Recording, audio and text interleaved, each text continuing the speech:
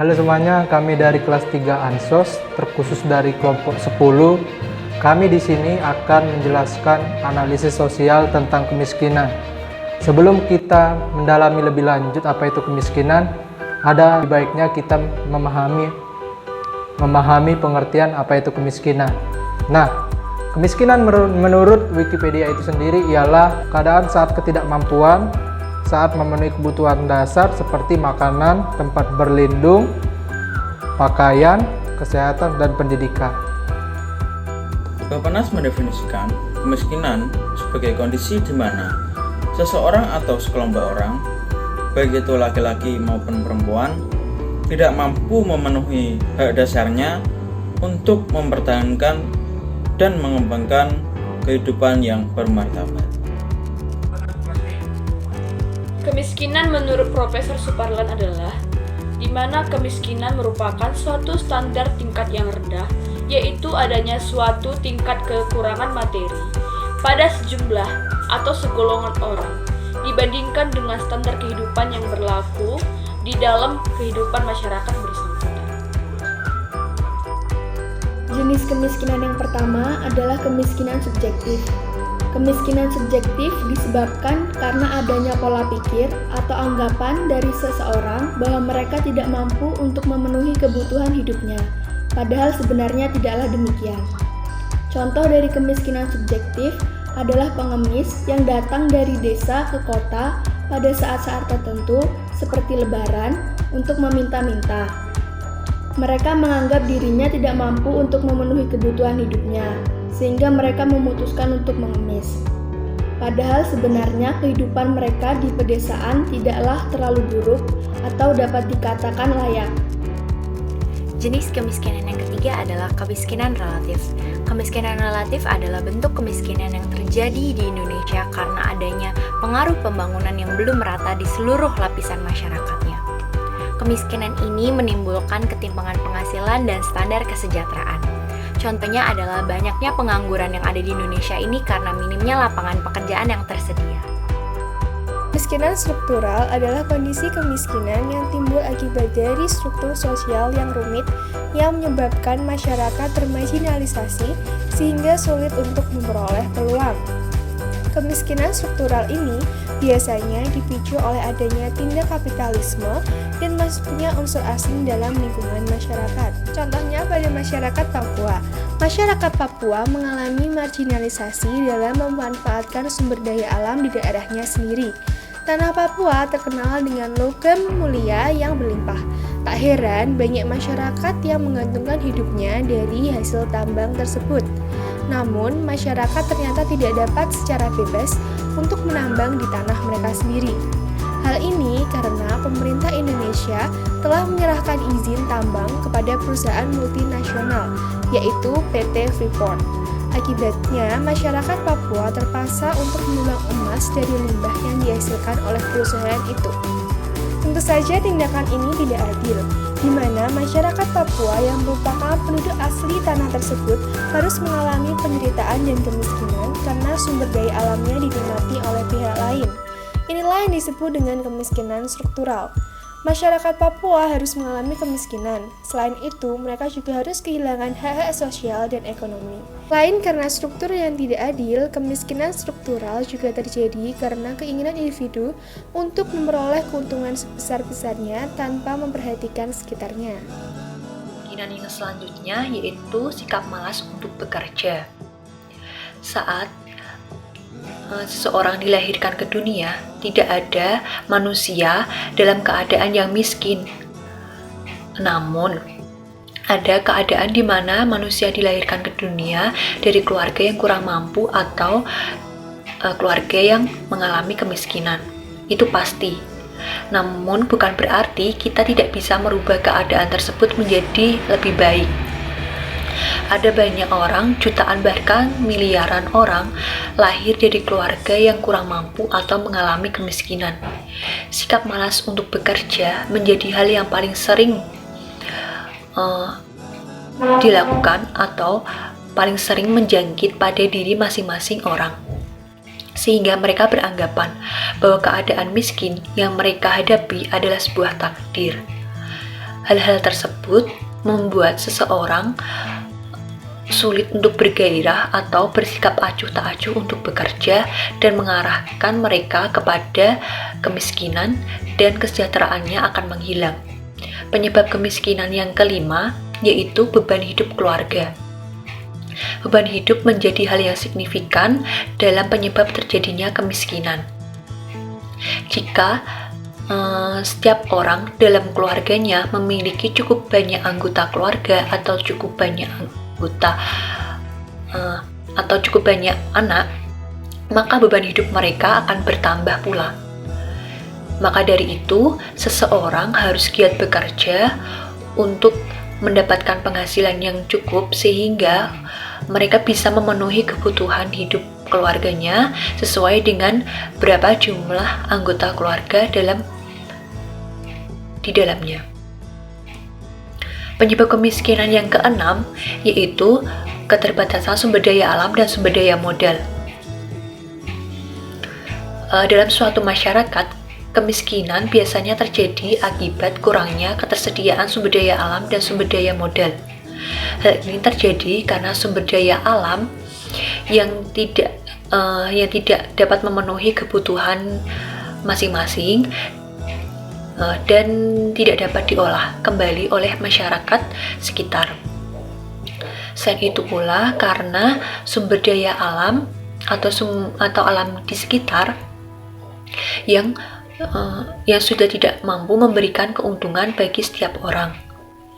Terkadang hal tersebut terjadi bukan karena kehendak masing-masing orang, namun karena kecerobohan beberapa pihak yang dapat merusak lingkungan sehingga menimbulkan ketelangkaan sumber daya alam yang tersedia. Penyebab-penyebab kemiskinan. Yang pertama, tingkat pendidikan yang rendah. Kemiskinan adalah sebuah siklus yang disebabkan oleh berbagai macam faktor. Salah satunya adalah pendidikan. Tanpa adanya pendidikan yang baik, akan sulit bagi masyarakat untuk memperbaiki kehidupan mereka di masa depan nanti. Yang kedua, terbatas atau hilangnya pekerjaan. Pekerjaan adalah salah satu kunci dari kesejahteraan suatu masyarakat. Tanpa adanya pekerjaan yang baik, masyarakat tidak akan memperoleh penghasilan yang cukup dan layak untuk menghidupi dan memenuhi kebutuhan mereka. Yang ketiga adalah perubahan iklim dan bencana alam. Seperti yang kita semua tahu, di Indonesia sering terjadi bencana alam seperti banjir, tanah longsor, dan sebagainya yang akan mempengaruhi perekonomian di Indonesia juga. Contohnya, banjir yang menyebabkan gagal panen. Gagal panen ini akan mempengaruhi perekonomian dari para petani. Ini akan menyebabkan kesulitan atau keterbatasan bagi para petani untuk memenuhi kebutuhan mereka. Di sini saya akan menjelaskan dampak dari kemiskinan. Yang pertama yaitu memicu terjadinya kriminalitas. Nah, ini adalah salah satu dari dampak kemiskinan karena jika ada masyarakat yang hidup di bawah garis kemiskinan, mereka otomatis memiliki pendapatan yang minim. Dengan pendapatan yang minim ini, mereka tidak cukup untuk memenuhi kebutuhan hidup mereka dan akhirnya mereka pun mengalahkan segala cara untuk memenuhi kebutuhan hidup mereka yaitu dengan melakukan tindakan kriminal. Yang kedua yaitu kurang atau sulitnya untuk memperoleh akses pendidikan. Hal ini terjadi karena pendapatan masyarakat yang minim, di mana mereka sulit untuk memperoleh pendidikan dan akhirnya banyak yang putus sekolah dan atau sama sekali tidak pernah menempuh pendidikan. Yang ketiga yaitu banyaknya pengangguran. Hal ini terjadi terhadap masyarakat yang hidup di bawah garis kemiskinan sehingga mereka pun putus sekolah atau tidak pernah menempuh pendidikan dan akhirnya mereka pun itu sulit untuk bersaing di dalam dunia kerja, sehingga ketika mereka sulit untuk bersaing di dalam dunia kerja, akhirnya mereka pun banyak yang mengalami pengangguran. Yang keempat itu banyaknya anak-anak mengalami malnutrisi hingga gizi buruk. Ini terjadi ketika masyarakat yang hidup di bawah garis kemiskinan, apalagi bagi orang tua yang memiliki pendapatan yang minim sekali. Hal ini membuat para orang tua itu terpaksa untuk membesarkan atau merawat anaknya dengan asupan gizi yang terbatas. Oke, perkenalkan nama saya Sandi Gamilang. Di sini saya akan menjelaskan bagaimana tanggapan gereja masalah sosial kemiskinan. Siapapun di antara kita itu tidak ada yang menginginkan adanya kemiskinan, baik itu masyarakat, pemerintah, bahkan gereja sekalipun bukan hanya tidak menginginkan, namun menantang adanya itu kemiskinan. Nah, jadi di sini bagaimana itu tanggapan gereja terhadap masalah sosial kemiskinan, bahwa seperti yang telah kita ketahui bahwa gereja itu mengemban tugas yaitu diakonia atau pelayanan, bahwa gereja itu dipanggil untuk melayani masyarakat luas dan menjadi terang bagaimana supaya jemaat-jemaat itu hidup dengan sejahtera. Gereja di sini sudah mulai melangkah melayani masyarakat sekitar yang membutuhkan pertolongan, bukan hanya pelayanan yang insidentil, namun juga pelayanan yang dilakukan secara terus-menerus tanpa henti. Dan juga di sini gereja memperdayakan sehingga itu masyarakat terentas dari adanya kemiskinan.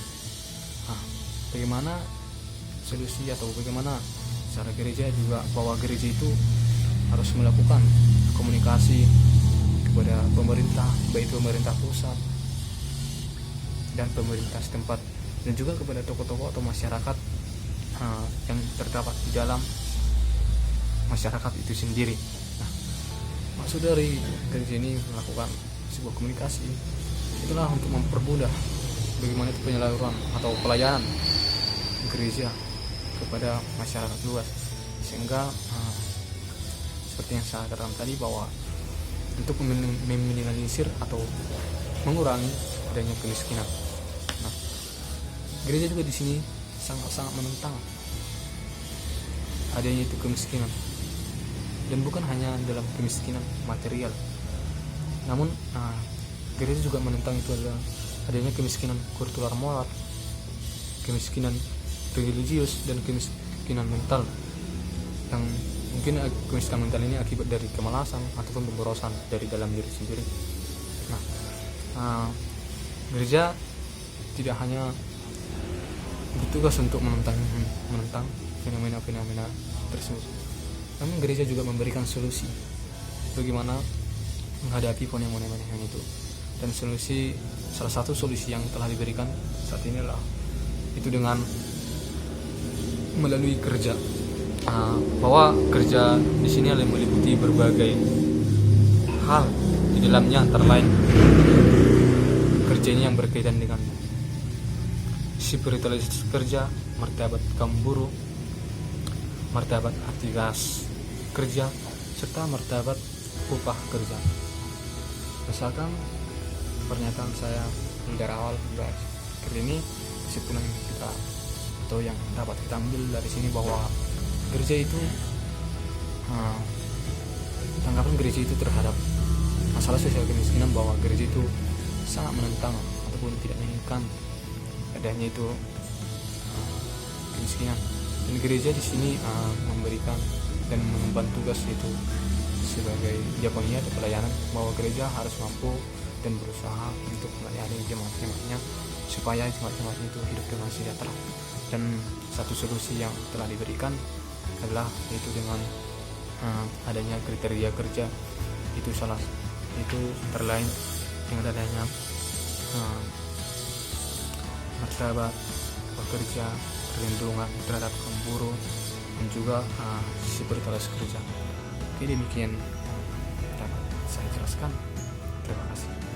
Selanjutnya, bagaimana sebenarnya sikap dan aksi nyata gereja terhadap kasus kemiskinan yang ada di dunia? Gereja sendiri memandang kasus kemiskinan sebagai sebuah permasalahan yang serius.